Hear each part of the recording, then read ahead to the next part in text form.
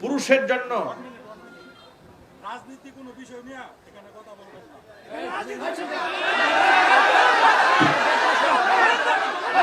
এই দেহটাকে সরাই যান, সরাই যান।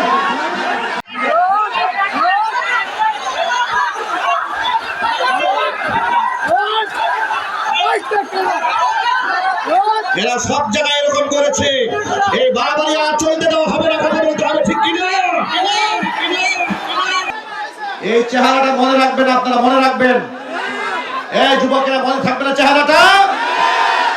এরা বিগত 16টা বছরে সন্ত্রাসী কর্মকাণ্ড করেছে। এখন থেকে এদেরকে সন্ত্রাসী কর্মকাণ্ড করতে হবে, ল্যাংটা করে ঝুলাই রাখা হবে। কোরআনের ময়দানের আলোচনা করার জন্য কোনো পারমিশনের প্রয়োজন হবে না, ইনশাআল্লাহ বলেন। যুগ যুগ ধরে এদেশে তাফসীর মাহফিল হয়েছে, কোরআনে কারীমের মঞ্চ সেজেছে এদেশে বহু বছর ধরে। থানা থেকে, এসপি অফিস থেকে, ডিসি অফিস থেকে পারমিশনের কোনো প্রয়োজন ছিল না। জালেম শৈরা শাসক যখন দেখলো কোরআন সুন্নাহ বিরোধী তাদের সমস্ত অপকর্মের বাধা হচ্ছেন দেশের উলামায়ে কেরাম, বিভিন্ন তাফসীর মাহফিলে বসে তারা তাদের ইসলাম বিরোধী কর্মকাণ্ডের কঠিন প্রতিবাদ এবং প্রতিরোধ গড়ে তোলেন। স্বাধীনভাবে তারা যেন কথা বলতে না পারেন, কোরআনে কারীমের মাহফিলের মধ্যে বিভিন্ন ধরনের বিধিনিষেধ আরোপ করা শুরু করে দিল। কথা বলে না, ঠিক কিনা বলে? যার দরুন তারা মাহফিলগুলোর মধ্যে পারমিশনের জন্য নাটক করে করে এমন অবস্থা করেছে, কর্তৃপক্ষকে এত মাজলুম করে ফেলেছে। অনেক মাহফিল কর্তৃপক্ষ আশাহত হয়ে গিয়েছে, নিরাশ হয়ে গিয়েছে। মাহফিল বোধহয় আমাদের দ্বারা করা সম্ভব নয়। আবার থানায় গেলে বক্তাদের নামের তালিকা দেওয়া হতো, এই আলেম এলাকায় আসতে পারবে না, তাদেরকে আসতে দেওয়া হবে না। কেন দেওয়া হবে না? তারা উস্কানিমূলক কথাবার্তা বলে ইত্যাদি বলে বলে আলেমদের নামে বিরাট একটা ব্ল্যাক লিস্ট তারা তৈরি করেছিল। সাবেক বিচারপতি শামসুদ্দিন চৌধুরী মানিক উর্ফে কালামানিক, এই কালামানিকের নেতৃত্বে বাংলাদেশের শীর্ষস্থানীয় 116 জন আলেমের নামের তালিকা তৈরি করে দুদকে জমা দেওয়া হয়েছিল। দুদক কর্তৃপক্ষ তদন্ত করে যেন বের করতে পারে দেশের আলেমরা কি পরিমাণ অর্থ করি রাষ্ট্রের সম্পদকে লুণ্ঠন করেছে, তারা অবৈধ ইনকাম করেছে। আলেমদের নামে তালিকা তারা তৈরি করেছিল। আমি আপনাদের কাছে বিনয়ের সাথে জানতে চাই, এক বাক্যে জবাব দেবেন, এদেশের আলেমরা দুর্নীতিবাজ? জবাব সকলে দেন। এদেশের আলেমরা দুর্নীতিবাজ, টাকা পাচারকারী? আলেমরা যদি দুর্নীতিবাজ হতো, টাকা পাচারকারী হতো, তাহলে তারাও মুখের দাড়ি কামিয়ে দেশ ছেড়ে পালায়ে যাওয়ার ধান্দা করত। আলেমরা যদি বিচারপতি কালামানিকের মতো ধান্দাবাজ লম্পট শ্রেণীর হতো, দুর্নীতিগ্রস্ত হতো, তাহলে কালামানিকের মতো দাড়ি রেখে পাগলের বেশে, ফকিরের বেশে বাংলাদেশ বর্ডার ক্রস করে ভারত যাওয়ার ষড়যন্ত্র কালামানিকের মতো আলেমরা করত। কিন্তু আলেমরা তা করেনি, কিন্তু কালামানিকরা করেছে। আল্লাহ রাব্বুল আলামিনের কি চমৎকার ফয়সালা! কালামানিকরা চেয়েছিল ব্ল্যাক লিস্ট আলেমদের তৈরি করে জাতির সামনে আলেমদেরকে হেয় প্রতিপন্ন করতে, অসংখ্য আলেমদেরকে মিথ্যা মামলায় জর্জরিত করে, আলেমদের হাতের মধ্যে হ্যান্ডকাপ পরিয়ে, বুলেট প্রুফ জামা পরিয়ে, ডান্ডা বেরি ডান পায়ে বাম পাশে পরিয়ে, এরপরে যখন তাদেরকে আদালতে হাজির করা হতো, অসংখ্য মানুষ আলেমদের ব্যথায় ব্যথিত হয়ে চোখের পানি ঝরাতো, রোজা রাখতো, তাদের জন্য নামাজ আদায় করত, আল্লাহর কাছে দোয়া করত, জালেমের ধ্বংস কামনা করত। আদালত প্রাঙ্গণে আলেমদের হাত স্পর্শ করে চুম্বন দেওয়া কিংবা সালাম দেওয়ার জন্য মানুষ পাগল পারা হয়ে থাকতো। কিন্তু আলেমদেরকে যারা পরিকল্পিতভাবে দেশের ভিলেন সাজাবার ষড়যন্ত্র যারা করেছিল, আজকে তাদের হাতে হ্যান্ডকাপ পড়েছে। তাদেরকেও যখন আদালত চত্বরে উঠানো হচ্ছে, তাদেরকে লোকেরা সালাম দিচ্ছে না, তাদেরকে লোকেরা লাথি মারছে, ডিম নিক্ষেপ করছে, লাথি মারছে, কিল মারছে, ঘুষি মারছে, নাফরমান বলে গালিগালাজ করছে, দম্ভ এবং অহমিকা করে শ্রেষ্ঠ সন্তান আলেমদেরকে রাষ্ট্রের শত্রু বানিয়ে রাজাকার, আল বদর, আল শামস, রাজাকারের বাচ্চা ইত্যাদি বলে বলে তুচ্ছ তাচ্ছিল্য করে গোটা বাংলাদেশে জঙ্গি নাটক সাজিয়ে ইসলাম পন্থীদের দমন করার যে ষড়যন্ত্র তারা করেছিল, সমস্ত ষড়যন্ত্রকে নস্যাৎ করে দিয়ে আল্লাহ রাব্বুল আলামিন জিল্লতির মালা ওদের গলার মধ্যে আল্লাহ পাক উঠিয়ে দিয়েছেন। আজকে আমাদের মন প্রাণ উজাড় করে একথা বলতে কোনো দ্বিধা নাই, কোরআনের জন্য এদেশের আলেমরা যে পরিমাণ রক্ত ঝরিয়েছে, যে পরিমাণ জেল জরিমানা তারা নিজেরা খেটেছেন, বরণ করেছেন। আমি নিজেও 2018 সনে আমাকে গ্রেফতার করা হয়েছে, তাফসীর মাহফিল থেকে স্টেজ থেকে নামিয়েই আমাকে গাড়ির মধ্যে উঠিয়ে রওনা হয়েছে গ্রেফতার করে। জিজ্ঞেস করেছে আমাকে নিয়ে যাচ্ছেন কোথায়, ভয় পেয়েছিলাম, মনে করেছিলাম বোধহয় গুম করে ফেলবে। তারা বলল আপনাকে থানায় নিয়ে যাচ্ছে। জিজ্ঞেস করলাম আমার অপরাধ, তারা বলল অপরাধ কি জানি না, সব উপরের নির্দেশ। এরপরে পরের দিন আদালতে হাজির করা হলো, হাতের মধ্যে হ্যান্ডকাপ পরিয়ে গরুর রশি দিয়া বেঁধে কোর্টে যখন হাজির করা হলো, তখন জানতে পারলাম মামলার ইজহারের মধ্যে লেখা হয়েছে কোন এক গুপ্ত মিটিং থেকে আমাকে ধরা হয়েছে, আমার পকেটে সেখানে 16টা ককটেল ছিল। এটা আমি আমার কথা বলছি, আমার নামে লিখেছে গুপ্ত মিটিং থেকে আমাকে ধরে নিয়েছে। অথচ যে কারাগারে আমাকে রাখা হয়েছিল, কারাগারের পেছনেই ছিল মাহফিল, ওই কারাগারের সুবেদার তিনি ওই দিনে আমার মাহফিলের শ্রোতা ছিলেন, আমার সামনের সারিতে বসা ছিলেন। তিনি যখন জেলখানায় আমাকে দেখেছেন, হঠাৎ করে তিনি অবাক হয়ে গেছেন, হুজুর গতকাল না আপনি মাহফিল করলেন? বললাম হ্যাঁ। যে প্রশাসন আমাকে মামলা দিয়েছে যে আমাকে কোথাও কোন গুপ্ত মিটিং থেকে আমাকে ধরেছে, আমার পকেটের মধ্যে 16টা ককটেল ছিল। চিৎকার দিয়ে নাউজুবিল্লাহ। এইভাবে অসংখ্য মিথ্যা মামলা দিয়ে তারা আলেমদেরকে টর্চার করেছে। আমরা বরাবরই বলেছি যে দেশে আলেমদের রক্ত ঝরে যে মাটিতে, সে মাটি ইসলামের জন্য উর্বর হয়ে যায়। বাংলাদেশের আলেম কুল শিরোমণি,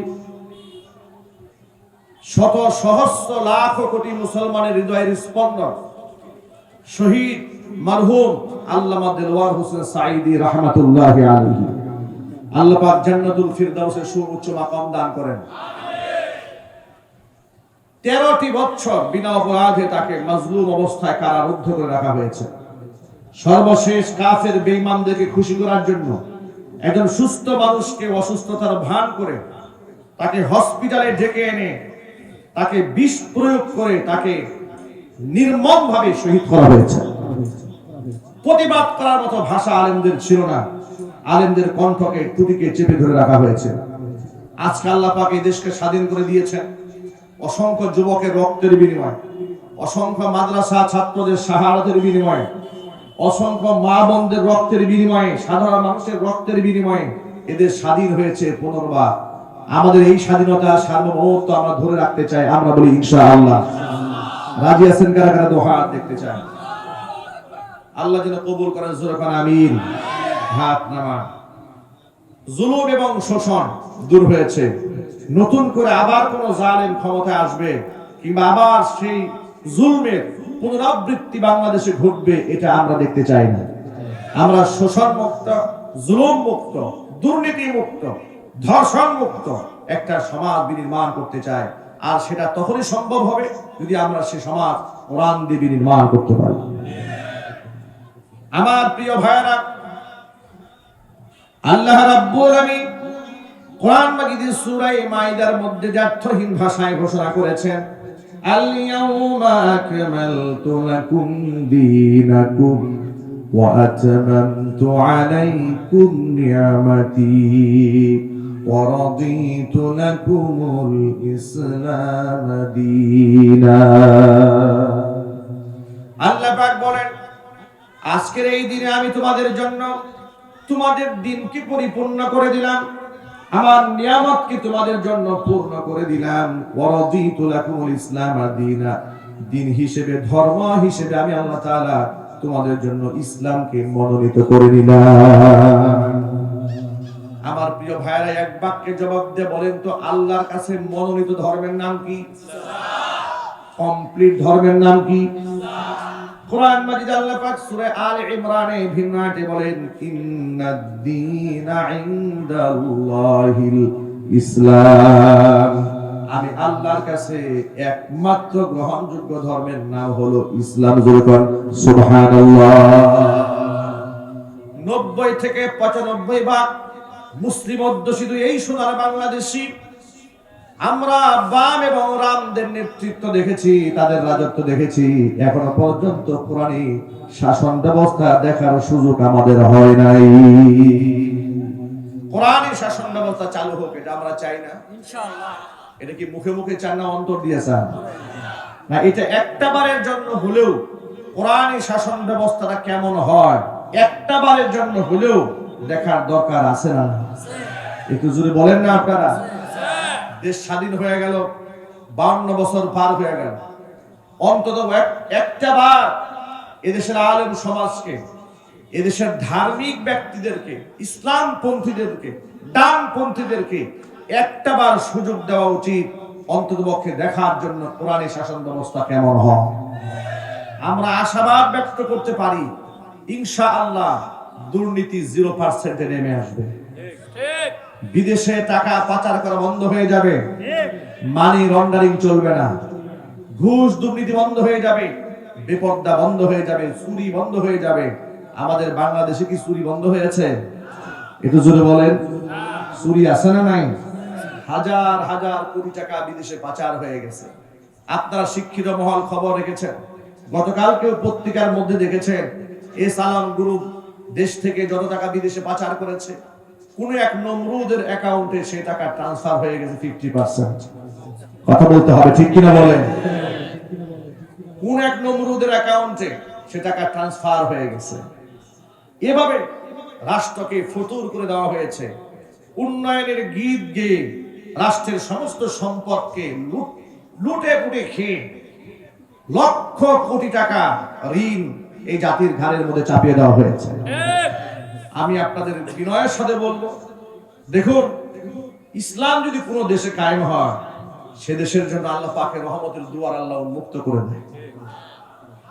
এটা আল্লাহ পাকের ওয়াদা, এটা আমার কথা নয়। আল্লাহর ওয়াদাটা একটু শুনুন। আল্লাহ পাক কোরআন মাজিদে সূরা আরাফের মধ্যে বলেছেন, 9 নম্বর পারার হিফজ কোরআন মাজিদের 2 নম্বর পৃষ্ঠার শুরুতে আল্লাহ পাকের বাণী, লাউ আন্না আহলাল কুরা আমানু ওয়াত্তাকাউ লাফাতাহনা আলাইহিম বারাকাতিন মিনাস সামাই ওয়াল আরদ। জনপদের লোকেরা, এলাকার লোকেরা, দেশের লোকেরা যদি ঈমান আনয়ন করে আমি আল্লাহর উপরে, ওয়াত্তাকাউ এবং তাকওয়া ভিত্তিক জীবন যাপন করে, লাফাতাহনা আলাইহিম বারাকাতিন মিনাস সামাই ওয়াল আরদি, আসমান এবং জমিনের রহমতের দুয়ার ওই জাতির জন্য, ওই জনপদের মানুষের জন্য আমি আল্লাহ উন্মুক্ত করে দেব। আচ্ছা, আপনারা বলেন তো আল্লাহ পাক কি মিথ্যা ওয়াদা করেন? আপনারা এই জবাবটা যত আসতে দিলেন, আল্লাহ কি মিথ্যা ওয়াদা করেন? আল্লাহ কোরআনে মিথ্যা বলেছেন? আল্লাহ বললেন, লাউ আন্না আহলাল কুরআ আমানু, জনপদের লোকেরা যদি ঈমান আনে, ওয়াত্তাকাউ এবং তাকওয়া ভিত্তিক জীবন যাপন করে, গুনাহমুক্ত জীবন যাপন করে, আল্লাহর ওয়াদা হচ্ছে লাফাতাহনা আলাইহিম বারাকাতিন মিনাস সামাই ওয়াল আরদ, আসমান জমিনের রহমতের দুয়ার আমি ও জাতির জন্য, জনপদের মানুষের জন্য উন্মুক্ত করে দেব। এর প্রমাণ আমাদের হাতে আছে। লক্ষ্য করে দেখুন, গোটা মুসলিম জাহানের জন্য আদর্শ রাষ্ট্র আফগানিস্তান টানা 36টা বছর কাফেরদের সাথে সেখানকার তালেবান মুসলিমরা লড়াই করেছে, সংগ্রাম করেছে। সোভিয়েত ইউনিয়নের সাথে লড়াই হয়েছে, রাশিয়ার সাথে লড়াই হয়েছে টানা 16 বছর। রাশিয়া তালেবানদের কাছে হার মেনে পরাজিত হয়ে পালিয়ে যেতে বাধ্য হয়েছে। এবার আমেরিকা তালেবানদের সাথে লড়তে এসেছে। মিত্র দেশগুলোকে সাথে নিয়ে 49টা রাষ্ট্রকে সাথে নিয়েছে। টানা 20টা বছর পৃথিবীর সর্বশ্রেষ্ঠ যোদ্ধাদেরকে দিয়া তালেবানদের উপর গোলা বর্ষণ করেছে। বিলিয়ন, মিলিয়ন, ট্রিলিয়ন কোটি টাকা এদের উপর ব্যয় করে মুসলমানদেরকে নিশ্চিহ্ন করার ষড়যন্ত্র তারা করেছে। 20 বছর লড়াই করেছে তালেবানরা। 20 বছর পরে তালেবানরা আল্লাহ পাকের নিয়ামতকে ইসলাম সে জমিনে কায়েম করেছে। আমেরিকার পশু সৈন্যরা লেজ গুটিয়ে পালিয়ে যেতে বাধ্য হয়েছে। আমেরিকার পশুরা যখন দেশ ছেড়ে পালায় গেল এবং তাদের লালিত পোষা কুকুর সেই দেশের মুসলমানদের সবচেয়ে বড় শত্রু সেই সরকার যখন দেশ ছেড়ে পালায় গেল, তখন ওই এলাকার তথাকথিত সুশীল, তথাকথিত বুদ্ধিজীবী কুলাঙ্গার তারা বলতে শুরু করে দিল, দেখি তালেবানরা রাষ্ট্র ক্ষমতা গ্রহণ করেছে, মোল্লারা কেমনে রাষ্ট্র চালাবে আমরা একটু দেখবো, হুজুররা কেমনে চালায় একটু আমরা দেখবো। যে মাটিতে আফিমের চাষ হয়েছে, গাঁজার চাষ হয়েছে, তালেবান ক্ষমতায় আসা মাত্র জমিন থেকে গাঁজা এবং আফিমের চাষকে তারা বন্ধ করে দিয়েছে। জোরে বলুন সুবহানাল্লাহ। মাদকের চাষকে তালেবান সরকার বন্ধ করে দিয়েছে। অথচ মাদক ওই দেশে উৎপাদন হওয়ার পরে সেটা বিদেশে রপ্তানি করে তারা অনেক অনেক অর্থ করি বিদেশি বৈদেশিক মুদ্রা তারা সেখান থেকে গ্রহণ করত। কিন্তু ইসলাম যখন ক্ষমতায় এসেছে, আপনারা বলেন তো, ইসলাম যদি ক্ষমতায় আসে কোন রাষ্ট্রে, কোন দেশে, সে দেশে হারাম কাজ চলতে পারে? একটু আওয়াজ দিয়ে বলেন আপনারা। রাষ্ট্রের তত্ত্বাবধানে কোন হারাম কাজ সেখানে চলতে পারে? কারণ এই জমিনের মালিক কে? সবার চিৎকার দিয়ে বলেন মালিক কে? তাহলে আইন চলবে কার? ইনিল হুকমু ইল্লা লিল্লাহ। আল্লাহর হুকুম ছাড়া অন্য কোনো হুকুম সেখানে চলতে পারে না। মাদক চাষ যখন বন্ধ হয়ে গেল, গোটা পৃথিবীর ইসলামের দুশ্মন যারা ছিল তারা তালেবান সরকারের বিরুদ্ধে কলাম লিখতে শুরু করে দিয়ে বলে দিয়েছে, তাহলে দেখি এবার তালেবানরা কেমনে রাষ্ট্র চালায়। মাদকের চাষ বন্ধ হয়ে গেছে, আফিমের চাষ বন্ধ হয়ে গেছে, কিন্তু তালেবানরা সাচ্চা ইমানদার, পাগড়ি মাথায় নিয়ে হাতের মধ্যে তাসবিহ ধারণ করে হালকা অস্ত্র দিয়া ভারী অস্ত্রের সাথে মোকাবেলা করে 5 জন মুজাহিদ মিলা এক একটা স্টেট দখল করে ফেলেছে। জোরে বলুন সুবহানাল্লাহ। যেদিন তালেবানদের বিজয় হলো সেদিন বেশ কিছু তালেবান মুজাহিদদের ছবি পত্র পত্রিকাতে এসেছে। একদম তালেবানের পায়ের দিকে আমি লক্ষ্য করে দেখলাম, সেখানে স্যান্ডেল পরা, বুট পরা নয়, একজন যোদ্ধার পায়ে স্যান্ডেল পরা, তাও 2 পায়ে 2 রকমের জুতা, আর শরীরের মধ্যে তালেবানি পোশাক, মাথার মধ্যে লম্বা পাগড়ি পরা, হাতের মধ্যে সামান্য অস্ত্র। এই সামান্য কিছু একেবারে হালকা অস্ত্র দিয়ে ট্যাঙ্কের মোকাবেলা করেছে, মিসাইলের মোকাবেলা করেছে। পৃথিবীর সর্বশ্রেষ্ঠ যোদ্ধা, যাদেরকে জাতিসংঘ থেকে ট্রেনিং নিয়ে গোটা বিশ্বের সমস্ত অশান্তি দূর করার নামে যাদের মাধ্যমে শান্তি তৈরি করা হয়, ওই সমস্ত ব্যক্তিদের সাথে লড়াই তারা করেছে স্যান্ডেল পায়ে দিয়া। সাহায্য কে করেছেন জোরে বলেন তো, একটু জোরে আওয়াজে বলেন। এখন তারা ক্ষমতায় আসলেন, এসে দেখলেন যে সেখানকার অনিসলামিক সরকার জমিনের মধ্যে আফিমের চাষ করে। আচ্ছা, মাদকের সাথে কি ইসলামের কোনো সম্পর্ক আছে? কোন মুসলমান কি মাদকের সাথে সংশ্লিষ্টতা রাখতে পারে? কেন রাখতে পারে না? শোনেন, কোরআন মাজিদে আল্লাহ পাক বলেছেন, ইয়া আইয়ুহাল্লাযীনা আমানু ইন্নামাল খামরু ওয়াল মাইসিরু ওয়াল আনসাবু ওয়াল আজলামু রিজসুম মিন আমালিশ শাইতান ফাজতানিবুহু লাআল্লাকুম তুফলিহুন। ওই ইমানদাররা, 4টা জিনিস হচ্ছে শয়তানের নাপাক কাজ। কয়টা জিনিস? 4টা আঙ্গুল উঁচা করেন, বাড়ি থেকে যেন ভুলে না যান। কয়টা জিনিস? 4টা জিনিস। রিজসুম মিন আমালিশ শাইতান, এটা হচ্ছে শয়তানের নাপাক কর্মকাণ্ড। 1 নাম্বার, ইন্নামাল খামরু, নিশ্চয়ই মদ।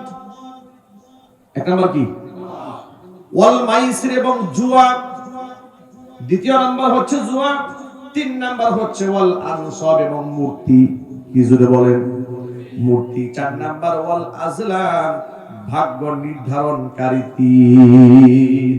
এসব হচ্ছে রিজসুম মিন আমালিশ শাইতান, শয়তানের নাপাক কর্মকাণ্ড। ফাজতানিবুহু, এগুলা তোমরা পরিহার করো। তাহলে মুসলমান হিসেবে আমাদের পরিহার্য বিষয় কি কি? এক নাম্বার আল্লাহ পাক বললেন খামার, মদ পরিহার করতে হবে।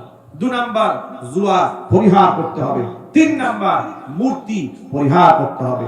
চার নাম্বার ভাগ্য নির্ধারক তীর পরিহার করতে হবে। আপনারা এক বাক্যে বলেন, মদ পরিহার করার নির্দেশ কে দিয়েছেন? জুয়া পরিহারের নির্দেশ কে দিয়েছেন? মূর্তি ভাস্কর্য পরিহারের নির্দেশ কে দিয়েছেন?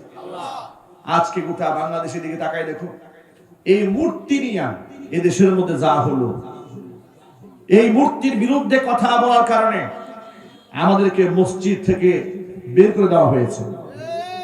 অপরাধ, আমরা মূর্তির বিরুদ্ধে কথা বলেছি। আল্লামা মামুনুল হক হাফিজাহুল্লাহ গোটা জাতির কাছে চরিত্রহীন মানুষ হিসেবে তাকে উপস্থাপন করার জন্য তার স্ত্রীকে দিয়ে তার বিরুদ্ধে ধর্ষণের মামলা দেওয়া হলো। অপরাধ, তিনি তথাকথিত মূর্তি এবং ভাস্কর্যের বিরুদ্ধে কথা বলেছিলেন। কথা বলতে হবে, ঠিক কিনা বলেন? তিনি বলেছিলেন ভাস্কর্য এবং মূর্তি ইসলাম সমর্থন করে না।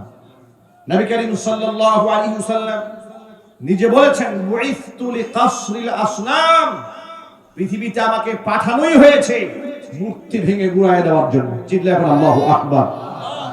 মক্কা বিজয়ের পরে আল্লাহর নবী 360 খানা মূর্তি নিজ হাতে ভেঙে টুকরা টুকরা করে দিয়েছেন, আর বলেছেন কুল জাআল হক ওয়া যাহাকাল বাতিল ইন্নাল বাতিলা কানা যাহুকা। আমাদের জাতির পিতার নাম কি বলেন তো? সবাই হুজুরে বলেন। ইতিহাস ভুলে গেলে চলবে না। জোরপূর্বক নিজেদেরকে জোরপূর্বক জাতির পিতা কাউকে বানায় দেওয়া যায় না। আমরা বারংবার তাদেরকে সতর্ক করেছি। জাতির পিতা ইব্রাহিম আলাইহিস সালাতু ওয়াস সালাম বৈষম্য বিরোধী ছাত্র আন্দোলনের ছাত্র ভাইরা, সংগ্রামী যোদ্ধারা, ঢাকা মাওয়া হাইওয়ে এক্সপ্রেস ওয়েতে, সেখানে নাম ছিল জাতির পিতা বঙ্গবন্ধু শেখ মুজিবুর রহমান এক্সপ্রেস ওয়ে। দেশ স্বাধীন হওয়ার পর পরে 24 ঘন্টা যাওয়ার আগেই নামের পরিবর্তন করে তারা দিয়ে দিয়েছে জাতির পিতা ইব্রাহিম আলাইহিস সালাতু ওয়াস সালাম এক্সপ্রেস ওয়ে। আল্লাহু আকবার বলেন। চিল্লায় বলেন আল্লাহু আকবার। কোটি কোটি রাষ্ট্রের টাকা খরচ করে মূর্তি বানানো হয়েছিল। মুসলমানদের ট্যাক্সের টাকায় নির্মিত হলো মূর্তি। ওয়াজ মাহফিলে বাধা দিয়েছি, জুমার মিম্বার থেকে বাধা দিয়েছি, বারংবার বলেছে। আমাদের সে কথাগুলো এখনো রেকর্ড আছে। তাদেরকে বলেছি, আপনাদের ভাষায় যাকে এত সম্মান আপনারা করেন, স্বাধীনতার স্থপতি, যার একটি বক্তব্যের কারণে গোটা জাতি ঐক্যবদ্ধ হয়েছিল, তাকে যদি স্মরণীয় করে রাখতে হয়, মূর্তি দিয়ে না রেখে আপনার তার নামে মসজিদ বানান, এতিমখানা করেন, খানকা বানান, জনকল্যাণমূলক কাজ করেন, ফায়দা হবে। তারা আমাদেরকে জঙ্গিবাদ ট্যাগ লাগিয়ে দিয়েছে, আমাদেরকে রাজাকার বানিয়ে দিয়েছে। আমি একজন যুদ্ধাহত মুক্তিযোদ্ধা পরিবারের সন্তান, আমার বাবা যুদ্ধাহত মুক্তিযোদ্ধা। এরপরেও আমার নামে হাজারো জঙ্গি, তালেবান, জামাত, শিবির নানান ট্যাগ দিয়ে দিয়ে আমার বিরুদ্ধে প্রশাসনকে লেলিয়ে দিয়েছিল, কারণ আমি মূর্তি এবং ভাস্কর্যের বিরুদ্ধে কথা বলেছিলাম। আপনারা জোরপূর্বক এগুলো বানালেন, টিকায় রাখতে পারলেন না কেন? আপনাদের টাকার বিনিময়ে নারী দিয়ে আর অস্ত্র দিয়ে গোটা দেশের মধ্যে অজস্র যুবকদের চরিত্র ধ্বংস করে গুন্ডা বাহিনী বানিয়ে রেখেছিলেন। কোথায় সেই গুন্ডা বাহিনী? তো একটা ভাস্কর্য রক্ষা করতে পারে না। কথা একটু বলতে হবে যুবকেরা, ঠিক কিনা বলেন? আমাদের বার্তা বড় স্পষ্ট। তাওহীদের জমিন হচ্ছে বাংলাদেশের মাটি। 90 থেকে 95% মুসলিম অধ্যুষিত এই বাংলার মাটিতে একমাত্র ভিন্ন ধর্মাবলম্বীদের পূজনীয় মূর্তি ছাড়া কোন মুসলিম কিংবা অমুসলিম কিংবা কোন প্রাণীর ভাস্কর্য এই মাটিতে গড়তে দেওয়া হবে না। ইনশাআল্লাহ বলেন, বলুন না ইনশাআল্লাহ। শহীদ আবু সাঈদ, আল্লাহ পাক তাকে জান্নাতুল ফিরদাউস দান করেন। গোটা বাংলাদেশে দ্বিতীয় স্বাধীনতা যুদ্ধের এই শহীদ, তার পরিবার অত্যন্ত বিনয়ের সাথে এদেশের নবগঠিত সরকারের কাছে অনুরোধ জানিয়েছে যে আমাদের সন্তান আমরা হারিয়েছি, আমাদের ভাই আমরা হারিয়েছি, তার নামে মসজিদ বানানো হোক, ভাস্কর্য যেন বানানো না হয়, তারা আবদার জানিয়েছিলেন। তাদের পরিবারকে আমরা অন্তঃস্থল থেকে দোয়া করছি, আর সাথে সাথে এই বিষয়টা আমরা নিশ্চিত করছি, শহীদ আবু সাইদের নামে বাংলাদেশে মসজিদ বিনির্মাণ করা হবে, মাদ্রাসা হবে, কোন ভাস্কর্য এদেশের তাওহীদি মুসলমান করতে দেবে না। আপনারা কি রাজি আছেন কিনা? দোয়া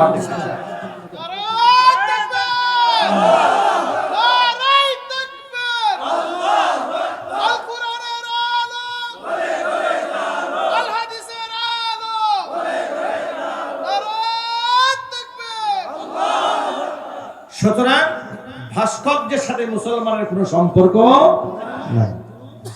ইব্রাহিম আলাইহিস সালাতু ওয়াস সালাম জাতির পিতা, মূর্তি ভেঙে দিয়েছিলেন, ঠিক কি না? মূর্তি ভেঙে গুড়িয়ে দিয়েছিলেন। কোরআন মাজিদের মধ্যে আল্লাহ পাক বলেছেন, ফাজআলাহুম জুদাদান ইল্লা কাবীরান লাহুম লাআল্লাহুম ইলাইহি ইয়ারজিউন। আমার খলিল ইব্রাহিম শুধু মূর্তি ভাঙে নাই, মূর্তিগুলাকে ভেঙে গুড়িয়ে দিয়েছিলেন, টুকরা টুকরা করে দিয়েছিলেন। জাতির পিতা ইব্রাহিম আলাইহিস সালাতু ওয়াস সালামের কর্মটা আমাদের জন্য আদর্শ। আল্লাহ কোরআনে বলেছেন, মিল্লাতা আবিকুম ইব্রাহিমা হুয়া সাম্মাকুমুল মুসলিমিন। তোমরা তোমাদের জাতির পিতা ইব্রাহিম আলাইহিস সালাতু ওয়াস সালামের মিল্লাতের ধর্মের আদর্শের অনুসরণ করো। হুয়া সাম্মাকুমুল মুসলিমিন, তিনি তোমাদের নাম মুসলমান রেখেছেন। জোরে বলুন সুবহানাল্লাহ। প্রিয় ভাইরা, ইব্রাহিম আলাইহিস সালাতু ওয়াস সালাম মূর্তি ভেঙে দিয়েছিলেন, মূর্তি গড়েন নাই। মুহাম্মদ সাল্লাল্লাহু আলাইহি সাল্লাম মূর্তি ভেঙে দিয়েছিলেন, মূর্তি গড়েন নাই। তার আদর্শের সৈনিক আমরাও মূর্তি ভাঙবো, কিন্তু মূর্তি আমরা গড়বো না। আমরা বলি ইনশাআল্লাহ। এখানে আবার এই বক্তব্য ভিন্নভাবে প্রচার করার সুযোগ নেই। অমুসলিম যারা, যেমন হিন্দু, বৌদ্ধ, খ্রিস্টান, যারা মূর্তি পূজারী আছে, ওই সমস্ত ব্যক্তিদের পূজনীয় মূর্তি যেগুলো, সেগুলোর মধ্যে হাত দেওয়ার অধিকার আমাদের নাই। কোরআন বলেছে, লা ইকরাহা ফিদ্দীন, জোর করে অমুসলিমকে মুসলিম বানানো ইসলামে কোনো সুযোগ দেওয়া হয় নাই। আল্লাহু আকবার। আপনি জোর করে কারো মন্দিরে হামলা করবেন দূরের কথা, কোরআন বলে দিয়েছে, ওয়ালা তাসুব্বুল্লাযীনা ইয়াদউনা মিন দুনিল্লাহ ফায়াসুব্বুল্লাহা আদওয়ান বিগাইরি ইলমিন। মূর্তি ভাঙবে দূরের কথা, আমি আল্লাহকে বাদ দিয়ে ওরা যার পূজা করে, তোমরা এদের সমালোচনাও করতে যেও না, ওদেরকে গালিও দিও না, তাহলে হিংসা বশবর্তী হয়ে তারা তোমার আল্লাহকে গালমন্দ করে বসবে। এটার নাম ইসলাম। আমরা এটা অন্তরে লালন করি। যার দরুন দ্বিতীয় স্বাধীনতার পর দেখেছেন আপনারা, বাংলাদেশের আলেম ওলামারা মন্দিরগুলা নিজেরা রাত জেগে পাহারা দিয়েছে। এটা কি সত্য না অসত্য? একটু জোরে বলেন আপনারা। আমাদেরকে মৌলবাদ ট্যাগ দিয়ে তারা বলতো আমরা নাকি মন্দিরে হামলা করি, আমরাই নাকি উস্কানি দিয়ে ধর্মে বিভেদ তৈরি করে দেই। এই দেশের মুসলমানরা বারবার প্রমাণ করেছে, হিন্দুদের সাথে মুসলমানদের কোনো শত্রুতা নাই, বৌদ্ধদের সাথে মুসলমানদের কোনো শত্রুতা নাই, খ্রিস্টানদের সাথে মুসলমানের কোনো শত্রুতা নাই। এদেশে জনগণ হিসেবে সকলে আপন আপন জায়গায় নিজের অধিকার নিয়ে বসবাস করবে। ইসলাম সে স্বাধীনতা তাদেরকে দিয়েছে। বাংলাদেশের মুসলমানদের কিছু শত্রু এই হিন্দুরাই নিজেরাই মূর্তি ভেঙে মুসলমানদের বদনাম করার চেষ্টা করছে। কথা বলতে হবে, ঠিক কিনা? আমার কাছে ভিডিও রেকর্ড আছে, আমি এখন আপনাদেরকে বাজিয়ে শোনাতে পারবো কোন কোন জেলাতে নিজেরা মন্দির ভেঙে, নিজেরা মূর্তি ভেঙে দিয়া মুসলমানদের বদনাম করার চেষ্টা করেছে। এমন অসংখ্য রেকর্ড আপনারা মোবাইল সার্চ দিলেই খুঁজে পাবেন। এই জন্য আপনাদেরকে মঙ্গল গ্রহে যাওয়ার কোনো প্রয়োজন হবে না। আর এই সুযোগটাকে কাজে লাগিয়ে আমাদের পার্শ্ববর্তী দেশ ভারত, তারা আমাদের এই দেশের নবগঠিত সরকার প্রধান উপদেষ্টা ডক্টর মোহাম্মদ ইউনূসকে ভারতের প্রাইম মিনিস্টার নরেন্দ্র মোদী সাহেব ফোন দিয়েছিলেন। কেন ফোন দিয়েছিলেন? তিনি বলেছেন এই দেশের হিন্দুদের নিরাপত্তা যেন জোরদার করা হয়। তো তিনি বলেছেন ভারতে যেমন মুসলিমরা নিরাপত্তা পায়, এই দেশে হিন্দুরা তেমন নিরাপত্তা পায়। কথা বলেন না, ঠিক কিনা বলেন? এই কথার গভীরতা বুঝবে তারা, জ্ঞানী এবং শিক্ষিত যারা। আশ্চর্যের ব্যাপার, নরেন্দ্র মোদী আমাদের সবক শিখায় আমরা যেন সংখ্যালঘুদের উপরে সহনশীল আচরণ করি।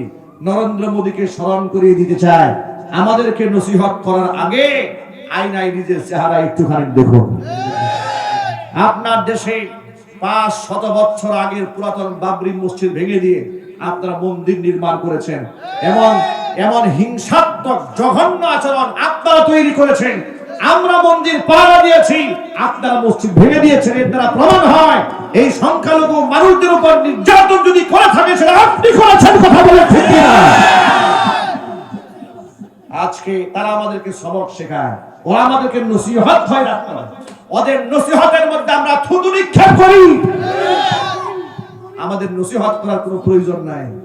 আমাদের দেশে দেখুন, ত্রাণ নিয়ে যখন কুমিল্লা, লক্ষ্মীপুর, ফেনী এই সমস্ত অঞ্চলে যাওয়া হচ্ছে, তখন এই দেশের মুসলিমরা কি ভেদাভেদ করেছে? কে হিন্দু, কে বৌদ্ধ, কে খ্রিস্টান? আরো জোরে বলুন। ভেদাভেদ কেউ করেছে না? কেউ ভেদাভেদ করে নাই। আমার প্রশ্ন হচ্ছে, আমরা নিজেরা মন্দির পাহারা দিলাম, ওদেরকে অধিকার দিলাম, ওরা শাহবাগে আমাদের বিরুদ্ধে মিছিল করলো।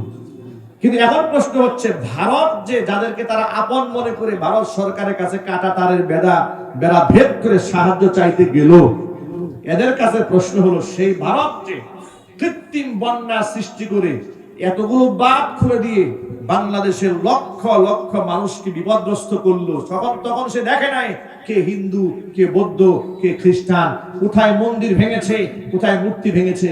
এই বন্যায় শুধু মুসলিমদের মসজিদ ক্ষতিগ্রস্ত হয়েছে, হিন্দুদের মন্দির ক্ষতিগ্রস্ত হয় নাই? একটু জোরে বলেন। তাহলে শাহবাগে তারা এখন মিছিল করে না কেন? ভারতের দাদা বাবুদের বিরুদ্ধে শাহবাগে এখন মিছিল হয় না কেন? তোমরা যে কৃত্রিম বাঁধ খুলে দিয়ে আমাদের মন্দিরগুলোকে ভেঙে দিলা, তাহলে তোমরা আমাদের কেমন বন্ধু? তোমরা আমাদের কেমন বন্ধু? আল্লাহর কসম করে বলি, শহীদ মাওলানা দিলওয়ার হোসেন সাঈদী রাহমাতুল্লাহি আলাইহি বলেছিলেন, এই পৃথিবীতে বাংলাদেশের সবচেয়ে ভয়ঙ্কর শত্রুর নাম হচ্ছে ভারত। কথা বলেন ঠিক কিনা? যে কথাটি 30 বছর আগে মাওলানা সাঈদী রাহিমাহুল্লাহ বলেছিলেন, সে কথার উপলব্ধি 21 শতাব্দীতে এসে নতুন প্রজন্মের সন্তানরা এতদিনে বুঝতে সক্ষম হয়েছে। ওরা যে বাঁধ ভেঙে দিয়েছে আর আমাদেরকে পানিতে ডুবিয়ে দিয়েছে, এতে আমাদের মনে কোনো ব্যথা নাই, আমাদের মনে কোনো কষ্ট নাই। আমাদের এখানে একটা অর্জন হয়েছে। সেই অর্জনটা কি জানেন? সে অর্জন হচ্ছে এই প্রজন্মের ছেলেরা বুঝতে পেরেছে ভারত আমাদের কেমন বন্ধু। কথা বলেন। এদেশের সবচেয়ে নিকৃষ্ট শত্রু ছিল তথাকথিত প্রধানমন্ত্রী ভোট ডাকাত শেখ হাসিনা। এদেশের মানুষের জন্য এত বড় শত্রু আর তৈরি হয় নাই। স্বাধীনতার পর থেকে একক ব্যক্তির নেতৃত্বে এত গণহত্যা কারো নেতৃত্ব হয় নাই। শেখ হাসিনা উন্মাদ এই পাগলের নেতৃত্ব হয়েছে। কথা বলতে হবে ঠিক কিনা? আজকে আমরা শুনেছি তার বিরুদ্ধে মাত্র 100 খানা মামলা কমপ্লিট হয়েছে, নতুন সেঞ্চুরি হয়েছে। আমরা বলবো মামলা শুধু একটা নয়, বিডিআর হত্যাকাণ্ড শেখ হাসিনা নিজের নেতৃত্বে করিয়েছে।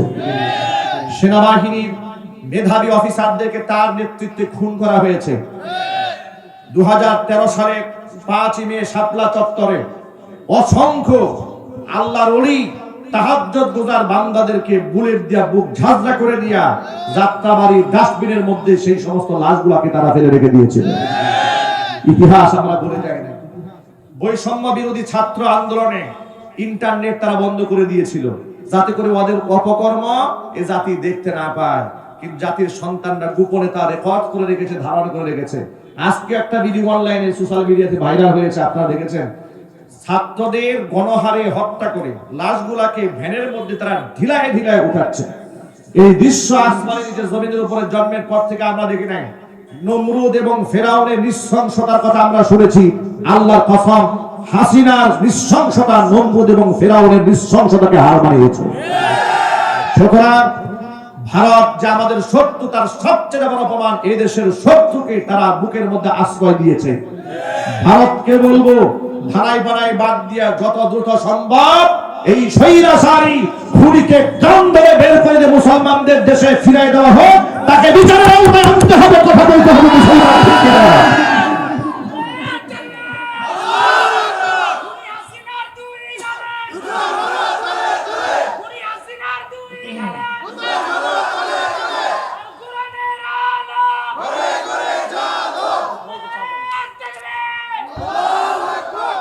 সুতরাং এই হাসিনার নেতৃত্বে অসংখ্য উলামারা শহীদ হয়েছেন। কথা বলেন ঠিক কিনা? আয়না ঘর তারাই তৈরি করেছিল, মর্মান্তিক জীবনযাপন সেখানে তারা করেছে। লা ইয়ামুতু ওয়া লা ইয়াহইয়া, না তারা মরতে পেরেছে না তারা বাঁচতে পেরেছে। বছরের পর বছর তাদেরকে সেই ঘরের মধ্যে আটকে রাখা হয়েছিল। তাদের বক্তব্য শুনলে অঝরে চোখ থেকে দরদর করে পানি চলে আসে। সুতরাং আজকে তারা অনেক জায়গায় বিভিন্ন পরিচয়ে তারা সেখানে আত্মগোপনে আছে। আপনাদের সামনে ভালো সাজার প্রস্তুতি তারা নিয়ে নিয়েছে, কিন্তু ওদের ইতিহাস ভুলে গেলে চলবে না। জোরে বল না ঠিক কিনা? এই হাসানুল হক ইনু ওদিন দেখেছে আদালতে উঠানোর সময় কোন এক যুবক তাকে লাথি মেরেছে। যুবক লাথি শুধু মারে নাই, 18 কোটি মুসলমানের কলিজা ঠান্ডা করে দিয়েছে। কথা বলে না ঠিক কিনা? লাথি তো কলিজার মধ্যে মেরেছে, লাথি মেরেছে ওর কপালে, আর হৃদয় ঠান্ডা হয়ে গেছে 18 কোটি মুসলমানের। মাইনকারে এমন মাইনকে সিপাই ফেলেছে পাবলিক। সুবহানাল্লাহ, আল্লাহু আকবার বলেন। গর্ব করে এই শয়তান মালিক বলেছিল, আমি দেলোয়ার হোসেন সাইদিরে ফাঁসি রায় দিছি। কি খুশি! শতাব্দীর শ্রেষ্ঠ মুফাসসিরকে মিথ্যা মামলায় ফাঁসির রায় দিয়ে গর্বের সাথে যে উচ্চারণ করে আমি তাকে ফাঁসিয়ে দিয়েছি, 1000 বার ফাঁসি দিলেও মুসলমানদের কলিজার কোট মিটবে না। কথা বলতে হবে ঠিক কিনা? এই মালিকের ফাঁসি হওয়ার দরকার আছে না নাই?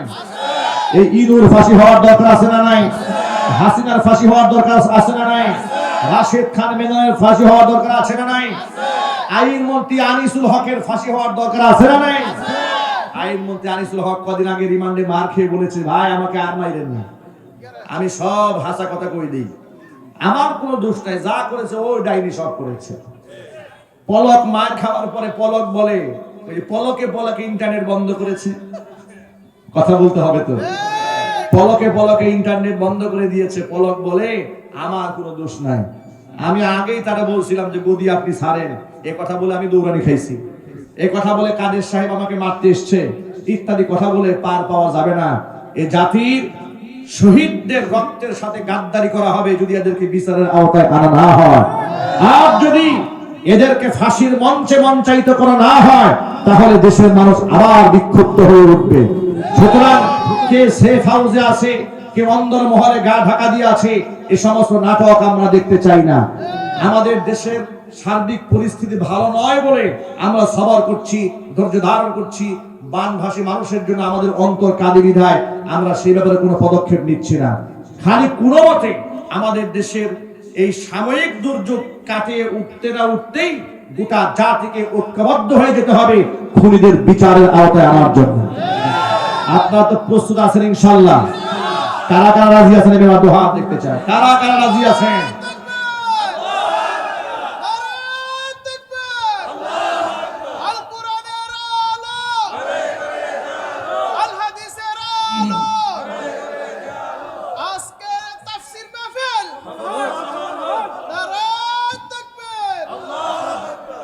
ওরা আমাদেরকে শুধু উন্নয়নের গল্প শুনিয়েছে। কি উন্নয়ন যে তারা করেছে আপনারা তো টের পাচ্ছেন। কথা বলে না কেন? আপনারা টের পাচ্ছেন না? কি উন্নয়ন করেছে! এক একটা ব্যাংক থেকে হাজার হাজার কোটি টাকা তারা লুটপাট করে ছেড়ে দিয়েছে। ব্যাংকগুলোকে ফকির করে ছেড়ে দিয়েছিল। ব্যবসা প্রতিষ্ঠান হাতে গোনা কয়েকটা মানুষের হাতে তারা বন্দী করে দিয়া, কুক্ষিগত করে দিয়া গোটা রাষ্ট্রের সমস্ত ব্যবসায়ীদেরকে পথে বসিয়ে দেওয়ার চক্রান্ত তারা করেছে। ওদের সমস্ত চক্রান্ত আল্লাহ ছিন্ন ভিন্ন করে দিয়েছেন। কোরআনী শাসন ব্যবস্থা কায়েম করার মাধ্যমে আমরা ভারতে 5 আনা কুকুর এবং গোলামদের জবাব দিতে চাই ইনশাআল্লাহ। ঢাকা বিশ্ববিদ্যালয়ে মুসলিমদের ট্যাক্সে পরিচালিত ঢাকা বিশ্ববিদ্যালয়, সেই বিশ্ববিদ্যালয়ে গত রমজান মাসে একটা ইফতার প্রোগ্রামের আয়োজন করতে দেওয়া হয় না।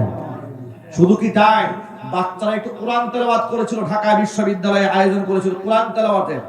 কেন ছাত্ররা কোরআন তেলাওয়াতের আয়োজন করেছে? এই জন্য তথাকথিত লম্পট এই ভিসি ক্ষুধাদ্রোহী নাস্তিক ছাত্রদেরকে সুকোজ করেছিল। কেন কোরআন তেলাওয়াত করা হয়েছে? রমজান মাসে পূজা হয়েছে, বাধা দেয় নাই। কথা বলেন ঠিক কিনা বলেন? সেখানে আপনার শেখ সম্প্রদায়ের লোকরা তলোয়ার নিয়ে রমজানে তাদের ধর্মীয় উৎসব পালন করেছে, বাধা নেয়। রমজান মাসে ঢাকা বিশ্ববিদ্যালয়ে হোলি খেলা হয়েছে, সেখানেও বাধা দেওয়া হয় নাই। বাধা দেওয়া হয়েছে ইফতার মাহফিলে, বাধা দেওয়া হয়েছে কোরআন তেলাওয়াতে। এই জাতির শ্রেষ্ঠ সন্তান ছাত্র যে কাজটা করেছে, আমার দিল ঠান্ডা হয়ে গেছে। দেখেছি সেই ভিসির সামনে দাঁড়ায়া তার অফিসে তার কলিজার উপর দাঁড়িয়ে দাঁড়িয়ে কোরআন তেলাওয়াত করছে, আর ভিসি সাহেব সুরের মতো চুপচাপ বসে তা শুনছে। এর থেকে বড় প্রতিভা আর কি হতে পারে? জোরে বলেন ঠিক কিনা?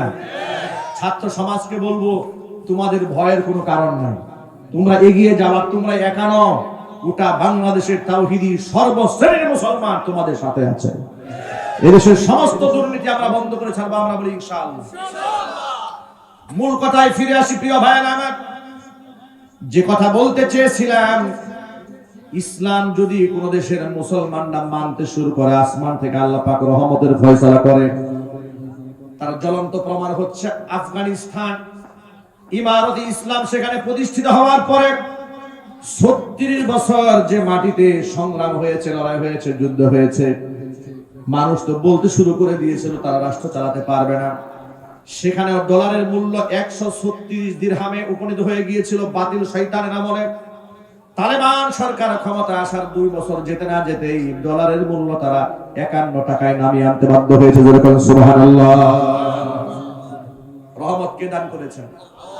জোরে বলে।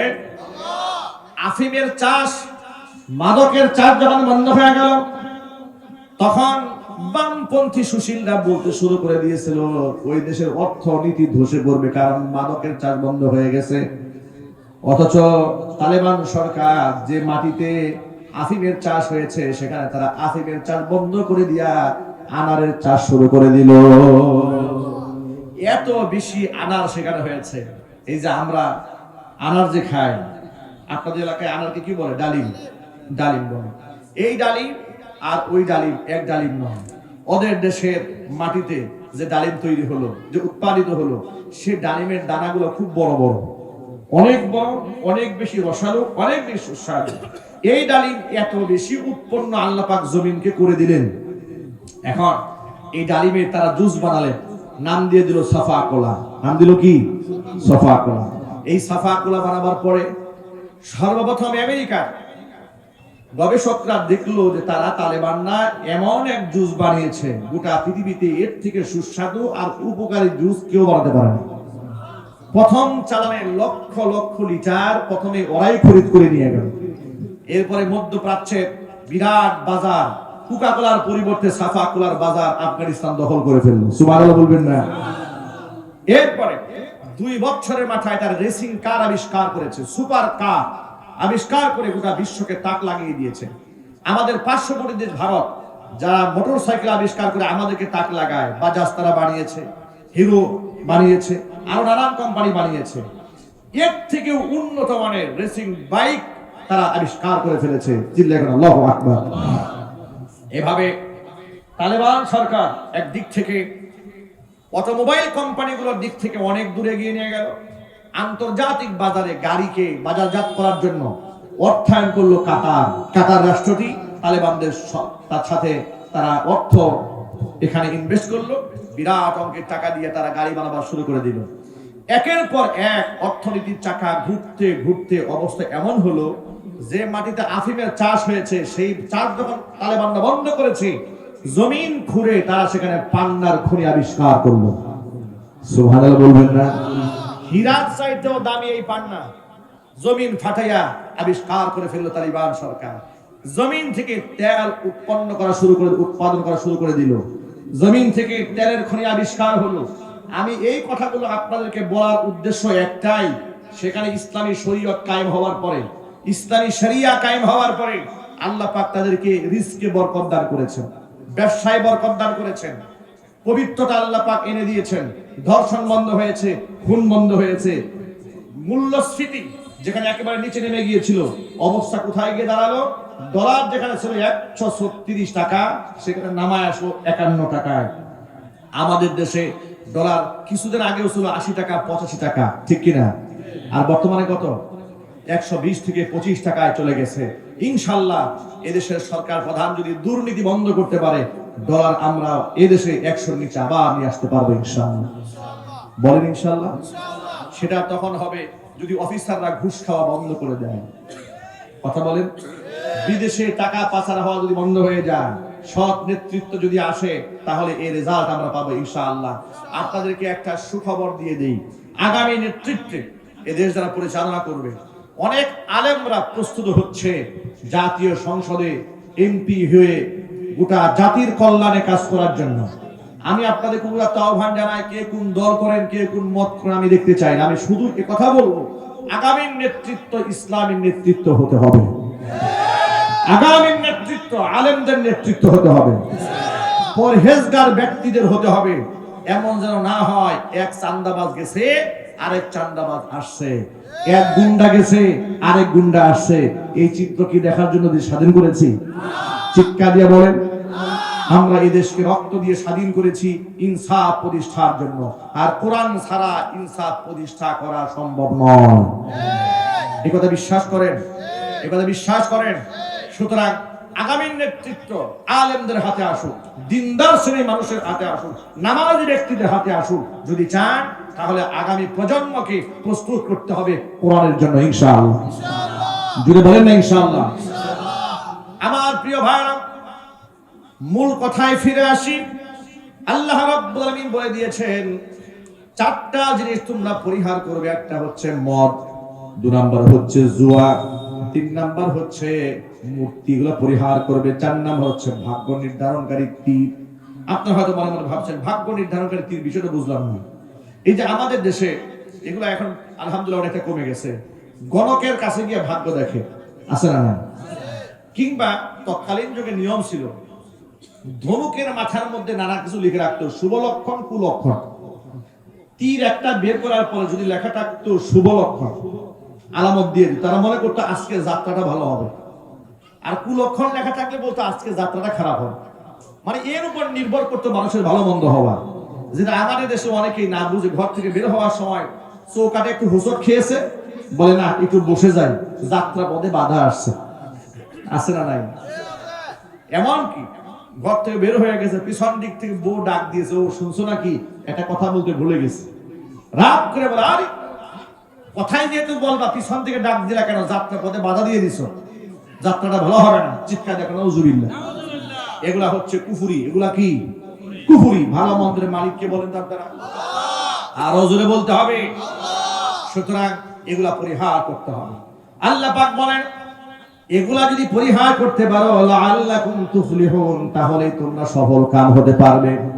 সুতরাং মদের সাথে মুসলমানের সম্পর্ক থাকতে পারে না, জুয়ার সাথেও থাকতে পারে না, মূর্তির সাথেও থাকতে পারে না।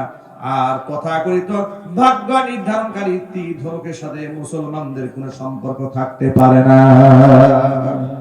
ও আমার যুবক ভাইরা, আল্লাহ রাব্বুল আলামিন কোরআন মাজিদের মধ্যে ইরশাদ করে দিয়েছেন, আফাতুমিনুনা বিবাদিল কিতাবি ওয়া তাকফুরুনা বিবাদ ফামা জাযাউ মান ইয়াফআলু যালিকা মিনকুম ইল্লা খিzyun ফিল হায়াতিদ দুনিয়া ওয়া ইয়াওমাল কিয়ামাতি ইউরাদ্দুনা ইলা শাদ্দিল আযাব ওয়া মাল্লাহু বিগাফিলিন আম্মা তা'মালুন। আমার কিতাবের কিছু অংশের উপর ঈমান আনবে আর কিছু অংশ করবে অস্বীকার। এই যদি হয় তোমাদের কারো চরিত্র, এমন কথা যদি কেউ বলে যে কোরআন শরীফের সব মানা যাবে না, যেমন কিছুদিন আগে বাংলাদেশের জনৈক ব্যক্তি বলেছে আমরা ধর্ম মানি, রাজনীতিও মানি, তবে ধর্মীয় রাজনীতি মানি না। জোরে কর নাউজুবিল্লাহ। আমার যুবক ভাইরা, ব্যক্তি জীবনে, পারিবারিক জীবনে, সামাজিক অঙ্গনে, আন্তর্জাতিক অঙ্গনে, সকল ক্ষেত্রে ইসলামের দরকার আছে না নাই? একটু জোরে বলতে হবে, আছে না নাই? সকল জায়গায় যদি ইসলাম থাকে তাহলে সকল জায়গায় শান্তি থাকবে। খেলাফত যদি প্রতিষ্ঠা হয়ে যায় কত বড় ইনসাফ হতে পারে। ছোট্ট একটা ঘটনার মাধ্যমে আপনাদেরকে জানাই দেই, খলিফাতুল মুসলিমিন আমিরুল মুমিনিন ওমর ফারুক রাদিয়াল্লাহু তাআলা আনহু, তার শাসনামলে তার স্ত্রী তার পছন্দের কিছু খাবার এনে তার সামনে যখন সরবরাহ করেছে, কিছু হাদিয়া, কিছু পিঠা বানিয়ে সামনে দিয়েছে, স্ত্রী এমন সময় স্ত্রীকে ডাক দিয়ে উমরে ফারুক রাদিয়াল্লাহু তাআলা আনহু বলেছে, প্রিয়তমা স্ত্রী আব্দুল্লাহর মা, তুমি যে আমার সামনে পিঠাগুলো সরবরাহ করেছো, পিঠা তুমি পেলে কোথায়? রাষ্ট্রীয় কোষাগার থেকে যে পরিমাণ হাদিয়া আমাকে দেওয়া হয়, যে পরিমাণ অর্থ, যে পরিমাণ টাকা আমার জন্য বরাদ্দ আছে, ওই টাকা দিয়ে তো পিঠার বিলাসিতা করা সম্ভব নয়। কেউ হাদিয়া দিয়েছে নাকি? বলে না, হাদিয়া দেয়নি। তাহলে কি ঘুষ দিয়েছে কেউ? ওমর রাদিয়াল্লাহু তাআলা আনহুর স্ত্রী বলছেন, আপনাকে ঘুষ দিবে এমন সাহস পৃথিবীতে কারো নাই। আল্লাহু আকবার। একজন স্ত্রী তার স্বামীর ব্যাপারে মন্তব্য পেশ করছে যে আপনাকে ঘুষ দিবে এমন সাহস কারো আছে নাকি? নবী করিম সাল্লাল্লাহু আলাইহি ওয়াসাল্লাম যে ওমর সম্পর্কে বলেছেন, যে রাস্তায় ওমর হাঁটে সে রাস্তায় শয়তানও হাঁটে না। আল্লাহু আকবার বলেন। তাহলে সেই ব্যক্তি কেউ ঘুষ দেবে আর তিনি ঘুষ গ্রহণ করবেন, তাকে হতে পারে? ওমর রাদিয়াল্লাহু তাআলা আনহু বললেন, ঘুষ যদি না দিয়ে থাকে, হাদিয়াও যদি না দিয়ে থাকে, পিঠা তুমি কোথায় পেলে? স্ত্রী বললেন, শোনেন, রাষ্ট্রের কোষাগার থেকে আপনার জন্য যে বরাদ্দকৃত গম আছে, আটা আছে। বলে হ্যাঁ আছে। 6 মাস ধরে আপনার জন্য বরাদ্দকৃত আটা থেকে প্রতিদিন 100 টাকা করে আমি জমা করেছি। 6 মাস ধরে যতটুকু আটা জমা করেছি, আপনার পছন্দের এই পিঠা আপনার জন্য বানিয়ে আপনার সামনে উপস্থিত করে দিয়েছি। খলিফাতুল মুসলিমিন ওমর রাদিয়াল্লাহু তাআলা আনহু বলেন, আব্দুল্লাহ মা, ওই পিঠাই আমি খেতে পারবো না। ইরাকের ফুরাত নদীর তীর পর্যন্ত আল্লাহ পাক আমার খেলাফত কায়েম করে দিয়েছেন। আমি জানি না ফুরাত নদীর তীর পর্যন্ত যত মানুষ আছে, সমস্ত মানুষের পেটের মধ্যে কিংবা মুখে আমি এই খাবার তুলে দিতে পারবো কিনা। আমি যদি খলিফা হওয়ার সুবাদে এতটুকু সুযোগ সুবিধা বেশি গ্রহণ করি, কাল কিয়ামতের ময়দানে আল্লাহর আদালত আমাকে আসামির কাঠগড়ায় দাঁড়ায় যেতে হবে। এলাকার মানুষ বলবে, রব্বুল আলামিন উনি খলিফা হওয়ার কারণে পিঠা খেতে পেরেছে, কিন্তু আমরা জনগণ পাই নাই। সুবহানাল্লাহ।